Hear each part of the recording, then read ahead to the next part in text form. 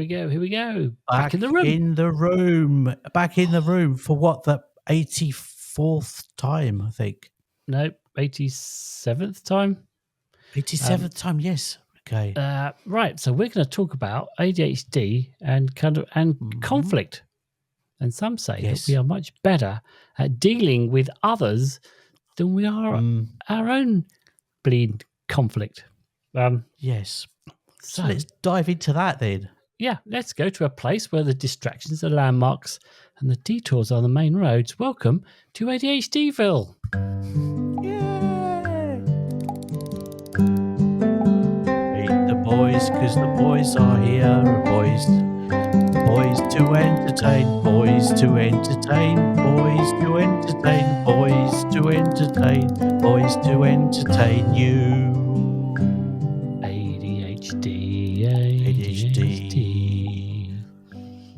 ADHD. Hello, I'm Paul Thompson, and I was diagnosed with the combined ADH and that extra D crawling towards a couple of years ago.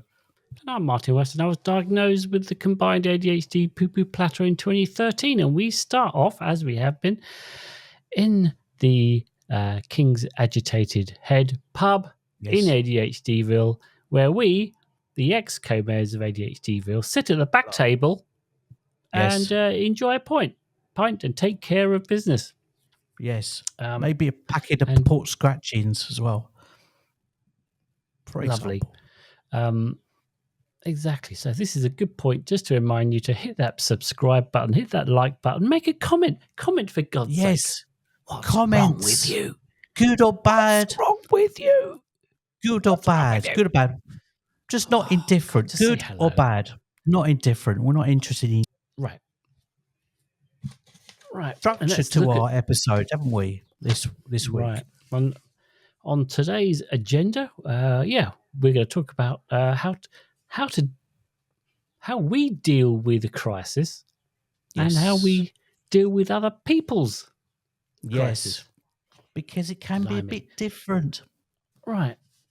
Yeah. And all right. So where are we going today, Mr. Paolio? I'm glad you asked, Martin. I'm so glad you asked, because I know your fingers on the button of the music linked to the destination. That is this week the police station. Yay! Right. Let's get in our tractor and let's go to the click, the pokey from the pub to the police station.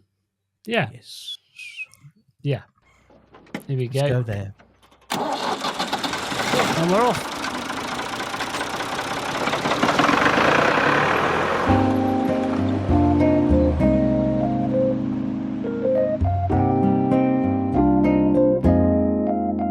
Oh, see what we've done there. Nice. There's a music that sounds a little bit like Hill Street Blues.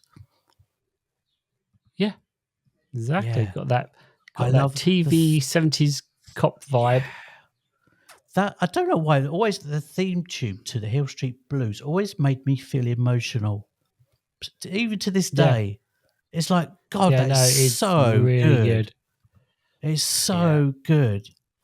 I mean, to me, it's like when you're growing up in the UK, like we did, you look to those like American programs. You're like, oh my God! I mean, the Americans really set the standard in those days. You know. Yeah. Yeah. It was like Hill Street Blues. I think it was one of those first like fly on the wall kind of approach. It was, And then, if you flicked over to the other side, you had the English version, which was like Z Cars. Yeah. I was just like, really clunky and horrible.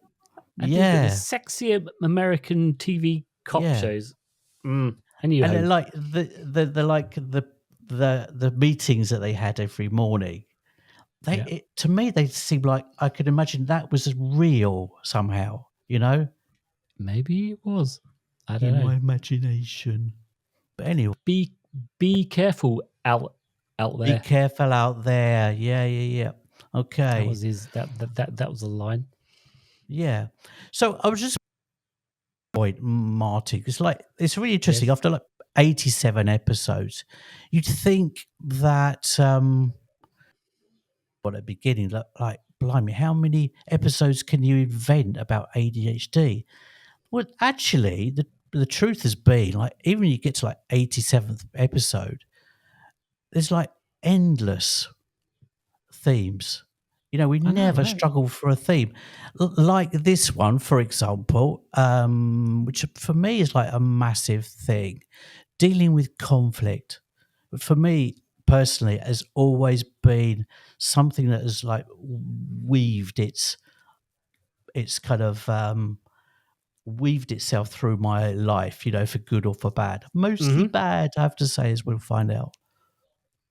I But know, right? what Because about for you, Martin? Did you like think like, I think anyone who is neurodivergent yeah, is no stranger to conflict yeah, in themselves and with other people. yes, It's like yeah, it's the air that we breathe, it seems. yeah?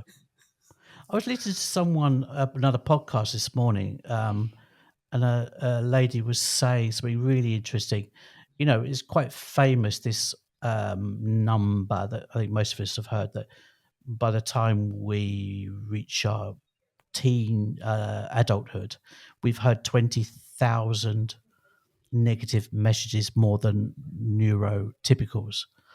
Actually, that Right. number's been found to be complete nonsense. It's complete rubbish, but it's been popularized. You know, it's like, okay. But she made a really good point. It's like, that's that's probably some true. Who cares about the number? But the real negativity, you know, negative messages, is the ones we had in our own minds. You know, You know, well, like putting yeah. ourselves down. You know, being uncaring towards ourselves, being like a bit horrible to ourselves. You know. Right. But don't forget that idea of Mm, being horrible to yourself has been put there by someone else right. saying that you're That's wrong, true. that you should be doing this or that, and then you feel Right. bad about yourself, right? Right. That so Almost as all of if that kind of someone put it into your head that you should feel bad about yourself. Therefore, yeah, yeah, okay. Yeah, yeah, yeah. yeah, yeah, The yeah. seed. It's The seed was planted in our right. All of minds. those negative voices that you get in your head, they start Mhm. off outside of you, and then you've internalized them, and Mhm. then you think it's your own voice, but it isn't. It's actually you're just Mhm. replaying other people's, Yeah. what they've And it's said or usually what, on a theme you of, know. "Oh, why can't I play to their rules?" You know, and Right. that kind Uh, of struggle with that, you know, endless struggle. right. And that's because you've done something and then someone says, "No, those are not the rules." Mhm. And you go, "Oh, crap." And Yeah. then you struggle to kind of Mhm. do the rules, and then they keep going, why are you so stupid? Why can't you follow the rules?" And you think, "God, Yeah. I can't follow the rules. I'm stupid." Mhm. And then you just, Yeah. as I said, you just internalize that, and that's Mhm. Yeah. you pick up other people's garbage and you carry it Yeah. around like it's your own. Your own Makes me so mad, freaking that baggage. whole Yeah. thing. Yeah. Anyway, conflict. So Yes. that, even that right there Mhm. causes a lot of conflict, because it ends up that very basic Yeah. idea Yeah. Well, I causes a lot of problems.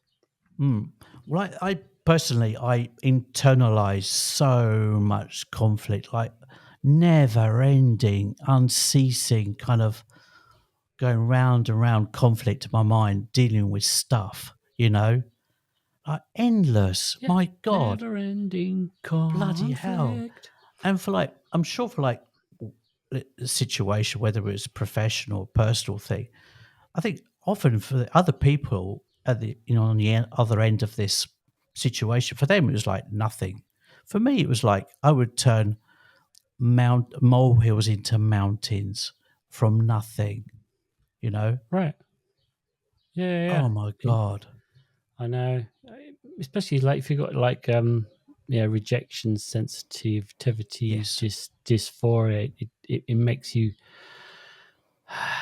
It does turn that kind of someone saying something offhandedly bad, not Yeah. really putting a lot of store in it, but then you taking Mm-hmm. that little mountain and turning it into in that little molehill and turning it into a huge, Yeah. great mountain. And Yeah. And I just made things mean all kinds of stuff, in my head. I made, what uh, for one person would be like, a minor comment. For me, would be like, I'd turn it over and over in my head, and Mhm. it becomes like ridiculously out of proportion. Right. Um, Absolutely. You know what that we were saying at the start, where it's easier to deal with other people's crisis than yeah, it is our yeah, own. hmm Like, I find like there is a lot of enjoyment for me in someone coming up because they're having a hmm crisis, and then I yeah, kind of like help them hmm sort out their thing, because hmm it's almost like I don't have any emotional investment in whatever their conflict is, and right, I can jump in and help them. yeah, And in fact, I can do way more for other people than I can do for myself. So I'll totally, struggle to open up my own mail. But if hmm someone else is like sitting there with a pile of hmm mail and they're just feeling overwhelmed by it, I will quite happily hmm open it up. yeah, yeah.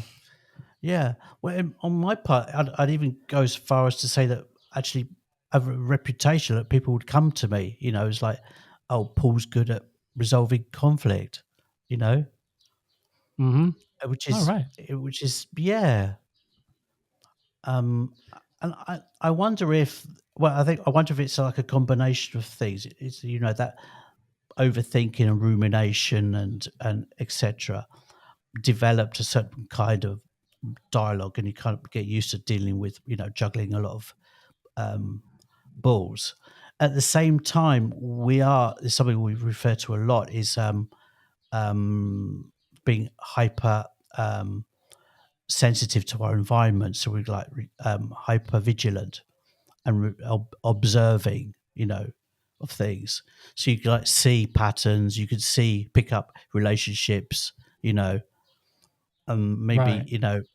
almost like visualize solutions quite easily for me, you know, Right. towards other people, just not Yeah. myself. Does that I make think. Yeah. sense? Yeah. No, I think because we do tend to be quite deep people, that Yeah. you can look at someone else's conflict with two Mhm. people, say, and then you can Mhm. kind of uh, you probably have a much more deeper understanding of their struggles as people, Mhm. and you can empathize with them more, and you can Mhm. empathize with their struggles, um, Mhm. and Yeah. and as you said, you've probably got some life experience with crisis, and if you've got ADHD or whatever, you spend half your life trying to smooth things out, make things Yeah. work and Yeah. smooth all the bumps over. So you're quite good at Mhm. finding solutions, as you say, like um, Mhm. because you've spent so much time like pattern recognition and looking at Exactly. your in environment, and all these things come together, and you kind of Yeah. go, oh Yeah. yeah, no, I can see a path Mhm. forward for this conflict, Yeah. Yeah. to kind of get it resolved. Yeah. It's Well, I interesting. remember a situation where I was quite young. I think it was about 18 or 19, and my sister was going through a crisis with her boyfriend or whatever. Although I think it might have even been her husband. And my mum and my dad were trying to resolve her situation, and I could tell that it wasn't helping her. And I was kind of like on the sidelines, like watching in from the side, Hmm. listening, watching, blah blah blah. And and there was a kind of a pause in the discussion, and I, having watched and listened, I like let go of like what I thought they should do, my sister and her boyfriend. Right. And everyone like turned around and looked at me like, bloody hell. It's like I came out with this like really like precise, like um like hit the nail on the head kind of like rational thing that they Right. should try and do, to Mm-hmm. help resolve their situation. Like, where did that come from? You know, which was another dynamic of us growing up. I don't know how it was with you, Martin, but me growing up in with our generation, kids were seen but not heard. But definitely in my family, you were seen but not heard. If you were like with my grandmother's house having dinner, Sunday roast or something, you didn't speak until you were spoken to. Right. It was the same with in my family as well. With my family, in my father, your opinions weren't invited or welcome, right? So as a consequence, I think I became just like hyper observant, you know, watching everything from the Right. side, you know, and kind of learning as I went along. Mm-hmm. Did you have that? Learning Were how. you in that kind of situation, like seen and not heard, or were your opinions invited? Or God no. God right? no. I think if you've got like a narcissistic parent, your Yeah. your opinions on, and unless they align Hmm. with the narcissistic parent Yeah. exactly, then Mhm. they don't want to know. So you Yeah. keep your mouth shut. Yeah. Yeah. Yeah. Absolutely. Whereas I think God it's no. maybe a bit different now. Is like kids, children's opinions and ideas or points of view are more, you know, parents try to be more inclusive, in allowing their their voice. I know it is weird, right? I remember, I think about this from time to time. When I was a kid, I would have to watch whatever TV my parents Mm. were going to watch, right? Okay. So Oh, whatever it totally. is Yeah. that they Yeah. wanted to put on TV, Mhm, mhm. that you didn't get a say. No, God, You no. were left alone for Mhm, Saturday morning mhm, cartoons. That was mhm. great. But other than Yeah, that, no. In the but evenings, it was whatever they wanted to watch. And but then, neither was dinner, it was like, "Oh, what's for dinner? Oh, what would you like to have for dinner?" No.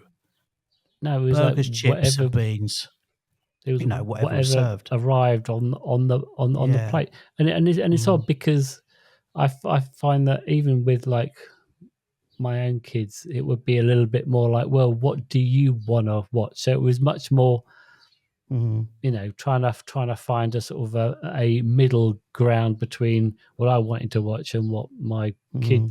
kids wanted Right. to watch or whatever. Yeah, So yeah. But also it, like, for us, it was like in bed by 9 o'clock, which was pretty rough on us because sometimes that coincided with Starsky and Hutch starting at 9 o'clock. oh, I So know, that was I tough, know. you know. Yeah, but what I want to say is that Anyway, I don't want to make it seem like it was better then because it wasn't. no, no, it wasn't. No, not by Because any stretch of the imagination. No. right, because now everyone has a screen, right? So it's not Mm, just one screen in the room, which was the mm, TV. It's now yeah. everyone can sit and do stuff on their laptop or their you Mm, know on their mm. tablet or whatever. But also having And it's all me valid. personally, having grown up not only in that kind of environment, but I also grew up. I had I stopped growing when I was about 11. Like my hormones, went on strike, and I didn't grow Right. for like I stopped growing for about 6 years. So I was profoundly aware of being treated like a kid all the time. Even when I Hmm. was 19, 20, I was treated like I was a 12-year-old and that my opinions didn't matter, right? The point is, I'm not doing a victimhood story or anything like that. The point being, there was a kind of a positive thing that came out of that is when I did have my voice, I really enjoyed it. You know, it was Yeah. like I became hyper observant because of that environment that I grew up in. But as a consequence, I became, I think, quite good at dealing with conflict. You know, being hyper vigilant. You know, sensitive to environmental situations. You know. Yeah. I see. Oh, I was thinking, how are we going to bring this back round to a Yeah. crisis? And you've Well, and you've and yeah. you've and you've and you've and you've brought I it back, Paul. I brought it You've back. brought it back in. I had it on a long piece of elastic, but I brought it back. Yeah, Nice. with a I like twang. that. Yeah. But yeah, other people's. So do you have? Would you say a good reputation with dealing with other people's conflict? Yeah. I I think I think I don't know. This is a very broad brush that I'm painting, but I kind of feel Mm, like there is a part of my life and probably a part of a lot of people's lives where you are get pulled into other people's conflicts and you do help mm, resolve things, right? mm, And then at some point you kind of go, wow, this is taking a lot out of me. mm, And then you get to a point where you start to kind of go, you know what, that's not my circus, that's not my flying mm, flying monkeys. I do not mm, need to get involved in this drama, mm, and just almost mm. like pick off the conflicts that you have to pick Yeah, rather choose your than battles. all of Yeah, them. yeah. And so you actually kind of put a Mm, little bit of a boundary around. You can kind of go, you know what, I care mm, about the stuff that is within my little boundary wall. Everything else mm. can just go fuck off Yeah, because totally. Yeah, because you know it because it does take a lot out of you to kind of get yeah. involved in drama. There's an element of, like the spoon thing, is you know um measuring your energy, and how you spread that out. Right. Definitely. I have a friend, it comes to mind, a friend of mine in Palermo, and she has a reputation of like dealing with everyone's problems and conflicts, like so much so she's like considered like the everyone's kind of like auntie, Mm-hmm. but at one point, this is like this is the hyper um, vigilance. At one point, I kind of noticed in her that she was sad. I saw her, and she's like, "You don't seem that happy." So I said to her, um, "I said, I know you have a reputation for sorting out everyone's problems, but I'm just thinking you don't look very happy, and I just want to say, if you've got a problem, you can talk to me about it." And she got really emotional, you know, because she's like, no Mm-hmm. one says that to me, So you get somebody get that reputation, and it gets slightly abused, you know. Yeah. Like No. in her case, Well, like it's two-way at some point. It has to be. yeah, because it's not only do you get abused for it, but you almost Mm, yourself because you're a people pleaser, you want to mm, please other people and help them, right? You have this kind of like exactly. need to um Mm, without, and it almost becomes part of it. If you become the person that people come to, then that almost mm, becomes part of your mm, identity. yeah. So um it's quite difficult to then kind of go, Mm, no, like yeah. I Yeah. can't Yeah. do all of that anymore. I can only deal Yeah. with a certain amount of Mm, crisis in my life. And in fact, I mm, find that as I get older, I want less and less crisis. And I find that certain people in my life cause drama. And sometimes I mm, cause drama in other people's lives. It's not like I'm mm. fucking God, but Oh right, like, yeah. but Well, some but people there are just do people. it because they cause the trouble because they like the attention. It's like, oh, Yes. let's cause a And then I just kind crisis. of I distance myself from them, Yeah, and it's like yeah. I will just ghost you now. Yeah. I will just That is ghost you. interesting. It can be a form of masking as well, because if you're constantly looking after other people's problems, you're not looking after your own. Right. You Yes. know? And at some point, you just get burnt out, right? You get burnt Yeah, out and you have to go, oh, crap, you know what? I need some spoons for me. I need Spoons. support. And that's the thing, right? Is that it's difficult for us to ask for support. So when someone like you comes along and goes, mate, if you want some help, I'm here. It's like, oh, someone's helping me. And I didn't have to ask, because asking for support is difficult. But if someone comes to you and says, you look a bit sad, can I help? Yeah. You know, that's like, ooh. And it's like, but we won't go into this too much, but also this the type of advice as well. I always try to keep whatever, when someone comes to me for advice, I try to keep it simple, you know. I try to look for the simplicity in it, you know, rather than adding and complicating it, you know. If that makes sense. Yeah. Okay. I've just realised that this isn't really about crisis. It's about conflict. I think that's Well, I thought that was the title, dealing with conflict. Yeah, is it? Dealing with conflict. Yeah. Oh, it is. God damn it! I Dealing with myself conflict. misread that. Yeah. Fucking hell. So What am I yeah, like? have we done the dealing with other people's stuff? Or, I think so. I think we can move on. Yeah, I think unless you've got something else to add. I think. Hang on a second. Yeah. All right. Yeah. Hang on, caller. Cool. Hang on, caller. All yeah, right. Dealing with our own conflicts a bit more complicated and a bit more colourful. Right. I'd imagine. Oh, blimey. Yeah. I mean, what? I mean, where do you start? It's like it's like a field that you could just get your spade and dig anywhere, and you'll just find conflict. It's like from the moment you're born till the moment you're listening to this on the podcast, it's just one long, ever seemingly never-ending series of conflicts, one after the other. Well, I think there's something that weaves through a lot of my personal history in dealing with conflict is people pleasing, which I think you touched on before. That trying to think of a kind of an example. So many times I've been in conflict and I've undervalued my own needs and my own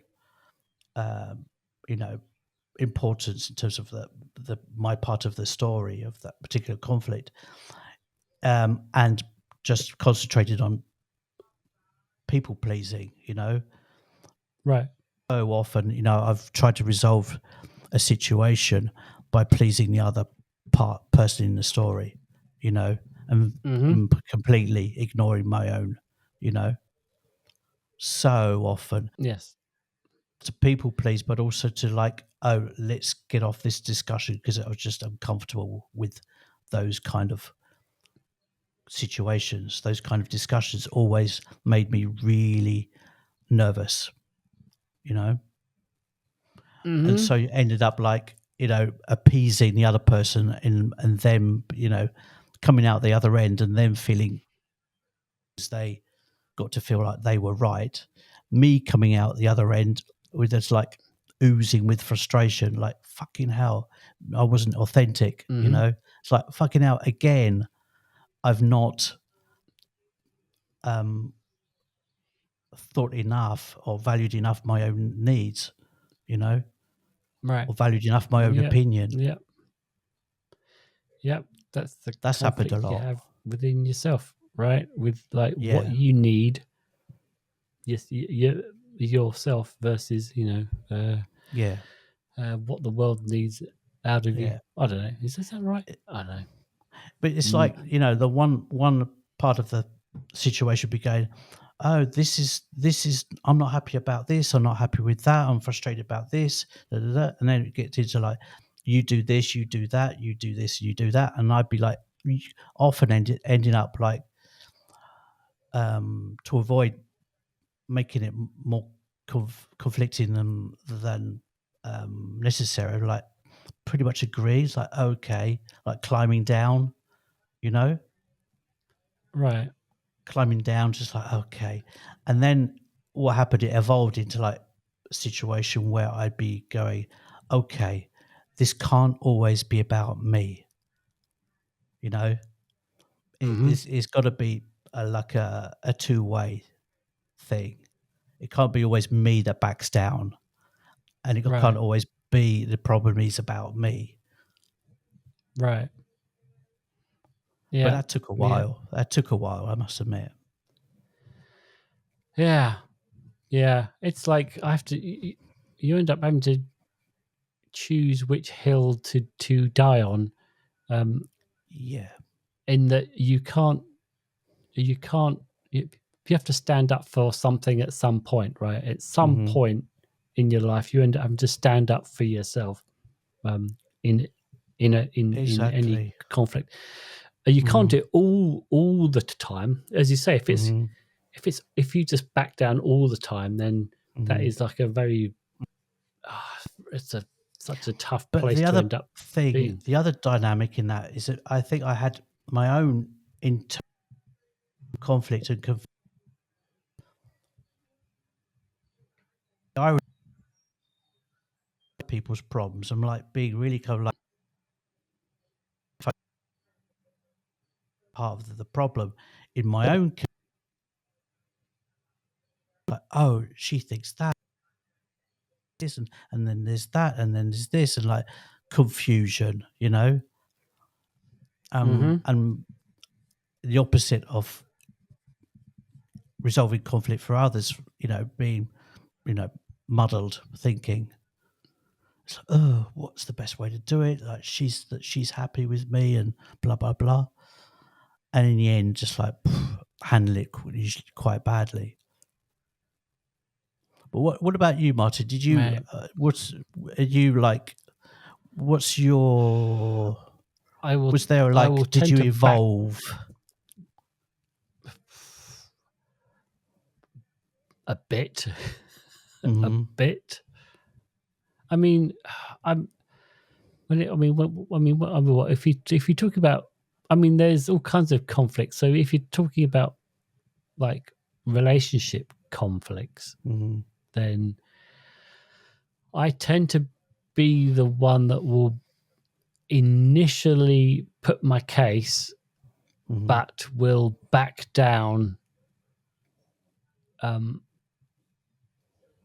but will back down Hmm. almost always. Hmm. But I will state my what I believe is right, if you like, Yeah. and then I will listen, and then mostly I will find a way out of the conflict. So either it's kind of like listening to the other person and going, "Oh, you know what? Hmm. You're completely right, or you're Hmm. half right, or whatever it is. I can see your Hmm. point. I get Hmm. it. I see what I've caused here, you know. And all Hmm. right, well, in the future, I will try and do it better." Yeah. Because at the end of the day, there's no, it's never one person's fault. It's always going to Right. be. Usually, it's Yeah. there's a Yeah. bit of a mixed bag in there, Yeah. but you know, I mean, I That I happened for do me a try and lot as listen. well. Yeah.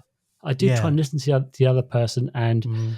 try and empathize with them and try and Hmm. see it from their point of view.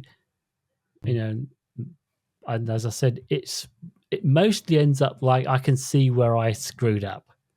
Hmm. I go, oh yeah, I can see Okay. where I went wrong. I should have done this. I should have done that. Hmm. And but for me, I'm trying to like not have as much guilt and shame Hmm. about it as I wouldn't have done when I was younger. I just feel so bad about myself that my how I felt about it, or how upset I was about that whole thing, would then be the focus of that conflict going on. So it would be, there's a conflict, I put my hand up, I feel bad, I go into I'm like, oh, I feel so bad about myself, and then that becomes the focus. It ends up being about me again. Right. It ends up being like me, because I feel bad that I upset someone, and that's not right. Yeah, Because you can't. Internalizing things if you take the if you take the focus back onto you again, then the other person who had an issue with you doesn't get the airtime, doesn't get the attention that they want. So focus on them, because you end up being upset, and then it's about you. Sure. And then they just feel like, well, it's just about you now, and how upset you are, and how guilty you feel.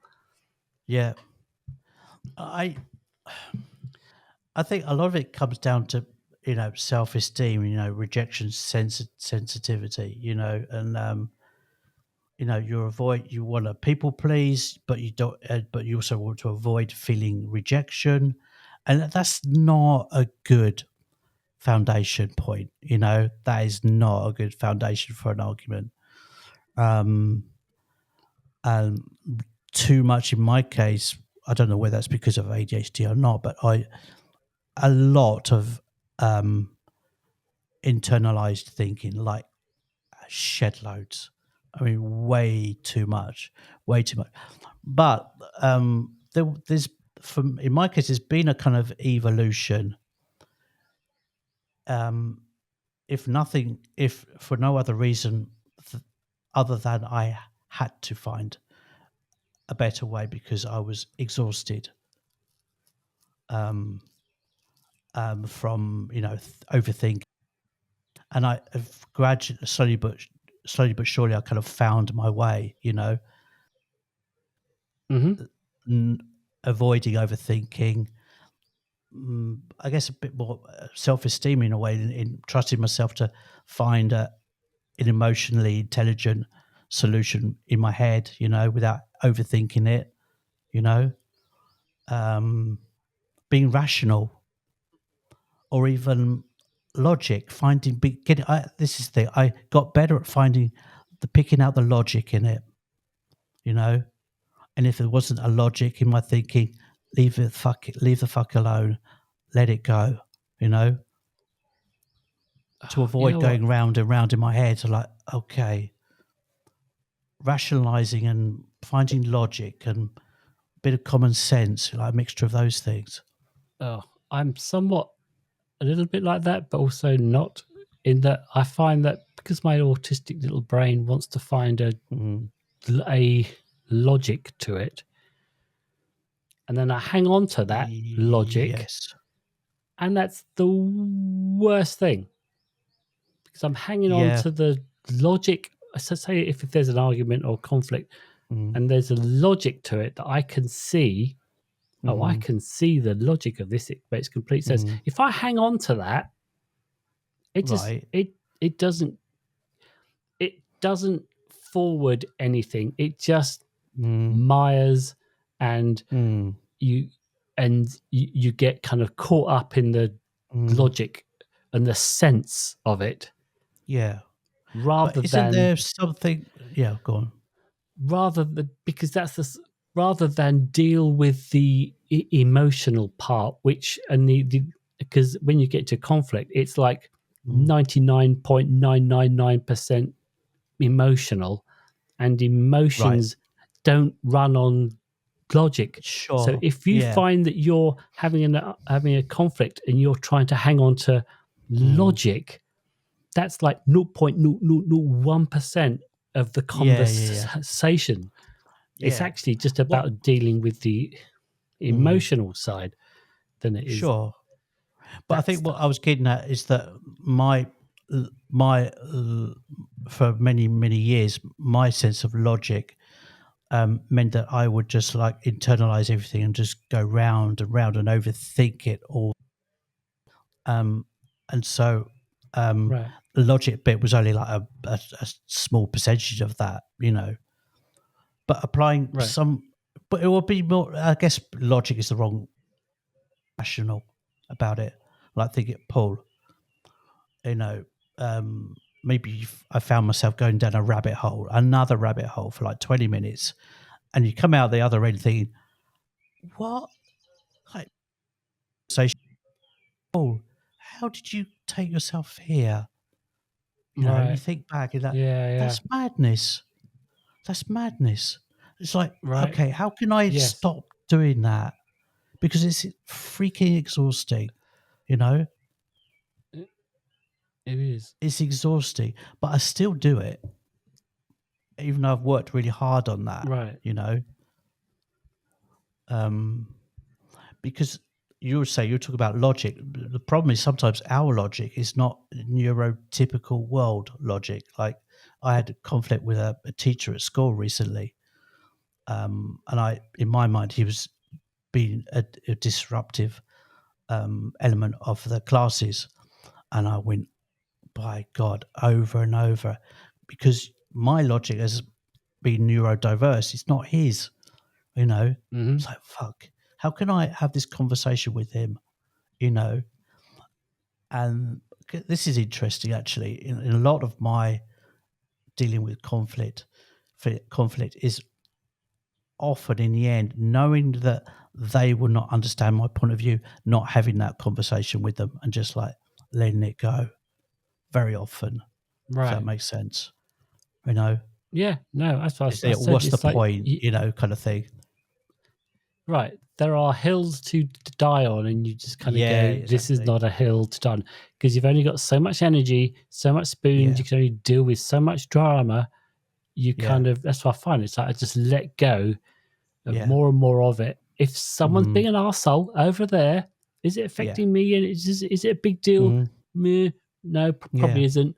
I'm just gonna, you yeah. just be an arsehole over there. I Mm-hmm. mean that's not right for every situation, obviously, but No. I just like, oh, drama, yeah, no, I'm just gonna go Mm-hmm. over here. I'm just gonna kind of Yeah, ignore all yeah, that yeah. because Yeah. I've got time. I Mm-hmm. don't have the energy for it. Totally. I mean, that's the thing. I got to. We've discussed this in different episodes in the past, but I got to about 40.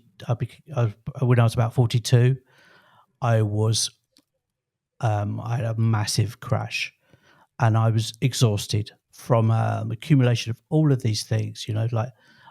For me, it wasn't like I made a choice. Like, oh, I think I need to deal with conflict better. It was essentially a choice. I had to start doing it better and using my energy in a healthier way. Mm-hmm. Yeah, and that dealing with conflict Absolutely. was a big part of that, definitely. Yeah. All right. Have you got any other closing Um, thoughts on your little thing? kind of, I don't know, built up frustration. What you got? I think have you Oh got yes, I have. looking at It's quite a notes? big. It's quite Okay. a thing, actually. All right. It's quite a thing. I mean, we've touched on this in other episodes, so I won't go too much into it. But it is a important dynamic. Often, the other person that you might be dealing with on any kind of conflict, they might be of a personality type that is the polar opposite of your own. Like, for instance, where we've got like narcissism, um, Right. All of those personality types, fun stuff. Yeah. all of these kind of things, the personality types. A narcissist is going to be all over our RSD like a nasty rash, and they can pick it up so much, and that becomes another thing. You you have you have conflict with this kind of person. It's a big test for your RSD. Big test for your people pleasing, because there are those types that can sniff you out and they prey on you. Right. So that's really tricky. Really tricky. And again, well, once you realise who they are, it's like, I don't need this in my life. I don't need that drama. Totally. Go away. There comes a point where you need to get as good as sniffing them out as they are at sniffing you out, you know? Yeah. And they're not always like those kind of like really kind of standout personality types either. It can be like softer personality types as well. Like some people are just really good at being passive aggressive. You know, they don't necessarily fall into being narcissists, blah, blah, blah. It's a way overused kind of description of personality types, but there can be just like a trait, you know, a personality trait. Like for me, passive aggression, I've had to deal with that in the past. That's a hard one, you know. Right. But yeah, getting better, I think, out of self-respect, through self-respect, getting better at filtering out those people in your lives, you know. Right. Because it's also being better people at noticing. It's also people that have conflict with other people, then come to you about that conflict that they have with someone else. And then they want you to kind of like, you know, empathize with their side and be involved in that drama. Right. When the conflict isn't about you, it's about someone else, but yet they're coming to you to kind of emotionally offload, to get support and all that kind of stuff. Totally. And then you end up, you kind of think, well, hang on a second, this person's always doing that. Like, they just seem to like be like the drama, because, you know, drama is a really good gets the dopamine going, so people can get very addicted to creating drama, because it creates a dopamine, and you know, they're probably on totally. and then you end up getting there's sucked in. some people are just not interested in resolving it. They for them, the thing is the talking about it. They're not, the resolve is like, you know, it's like, well, you know, if it's resolved, that's okay, but if it's not, you know, it's like gossip. What came to mind is gossip. People are really attracted to gossip, and they get into that thing, you know, despite themselves, and it becomes like something quite contagious in a way. All right. So I think, you know, have a look around your life. Yeah. See what you have to deal with, what you don't have to, what people you have to deal with, and what people you don't have to deal with. And oh man, we could all do better at filtering self-esteem drama. You know, improving self-esteem is a good place to come from on that, you know. It's always, it's a hard one, self-esteem, but it's all boundaries. Boundaries. Yes. Pew, pew. Set them up, guard them. Set them up and guard them. Right. Awesome. Are we in a good place to jump in the tractor and head over to the... I think we are. I think we can perch on that office. That little tractor seat. Yeah. All right. Let's jump in.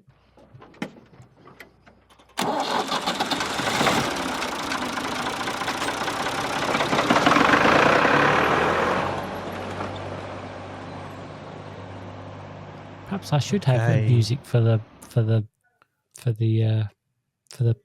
post office. But anyway, so we're at the post office, which is at this point. This is where I say that our listeners' feedback is really, really vital, and it so damn well is. You know, feedback, we want it. We want it. Good, bad.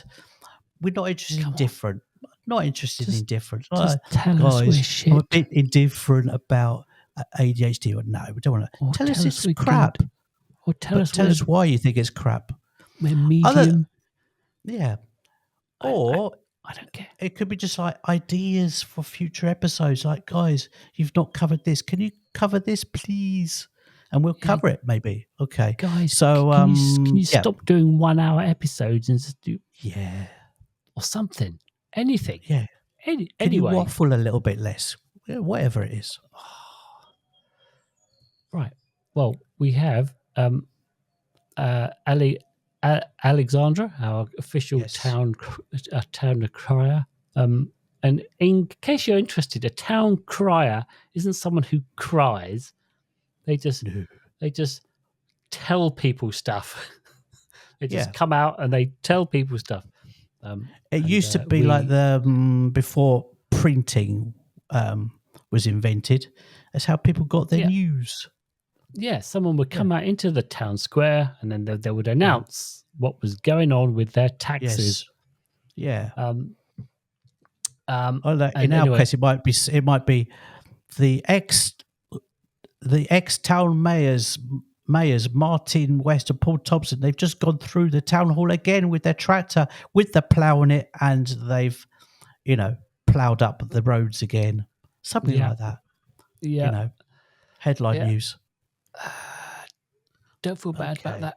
So Alexandra has left a really nice message as ever on our YouTube's because she was talking about reflecting on the last episode about ADHD creativity, and she never thought herself as being a creative person, but I think she knew she was, right?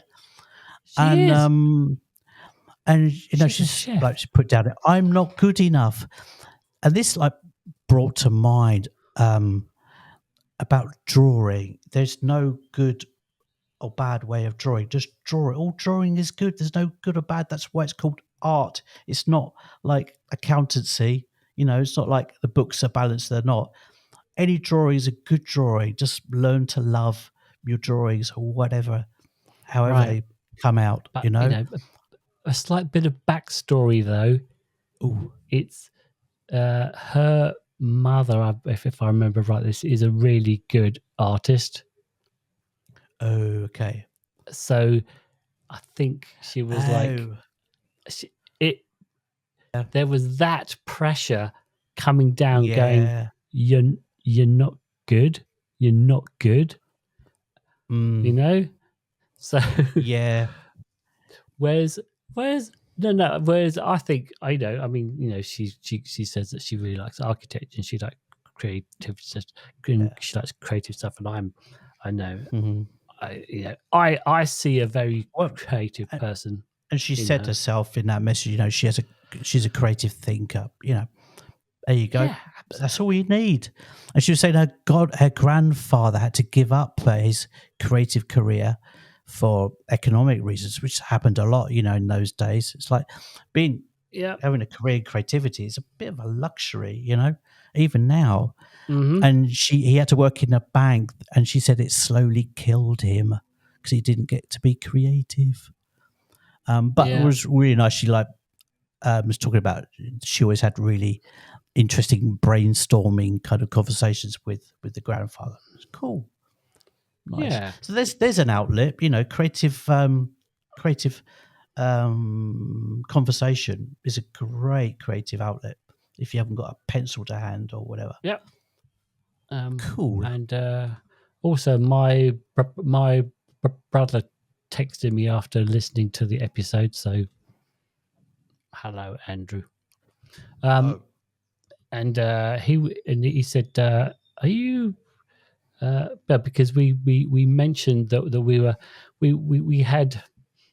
we were thinking about writing books. We had that little thought running around our heads. We're keeping it under wraps at the moment. So he was like, "Are you writing a book?" I was going, "Well, I kind of write a bit, and then I don't do anything for a year, and then I write, and then I do a bit, and I don't do anything for a year, and then it could go on like that for the rest of my life as far as I can work out." And then he was like, "Well, I'm going to give you a hard time if you don't take it forward. I'm going to body double you on your book, mate. Just know that. Know that. Yeah, just know that." Yeah. No. And then he was like, "Yeah, I'm thinking about a book as well." I'm like, have we just reached the age where we kind of go, I should write a book? Is that what happens when you kind of get to our age? You kind of go, I'm going to write a book.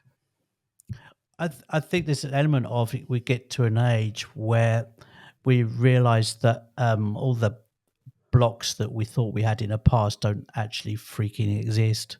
You know, you think, oh, I'm not going to write a book because I can't write. I only got a CSE in English. It's like, grammar. Right. It's like Ian, a great writer, Ian McEwan, great writer. He said, grammar. You don't have to be good at grammar to write a good book. If you want to start a sentence, Right. and begin a sentence with the word and, absolutely no problem. I almost think it's like, I think you end up sort of with the feeling that you've sort of accumulated quite a lot Yes. in your life, and you're kind of like, what do I do with all this stuff? I think, and you also think, well, time's starting to run out a little bit here, so maybe now is a good time. Also, I think like you've kind of got to the point where for bunches of people that the kids have kind of now left home, so you've got a little bit more time on your hands, and you kind of go, well, I've got this stuff and these thoughts that have been running around my head for the last 20 years or whatever. Let's just jot them down.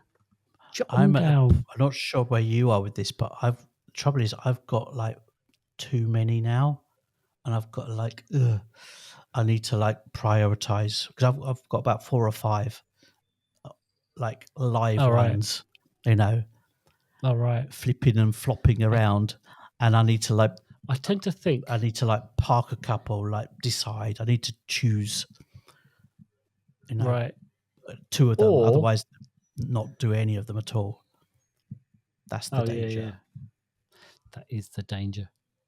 I tend to like, my process is I don't kill anything, but I will find that I add to something more than the others.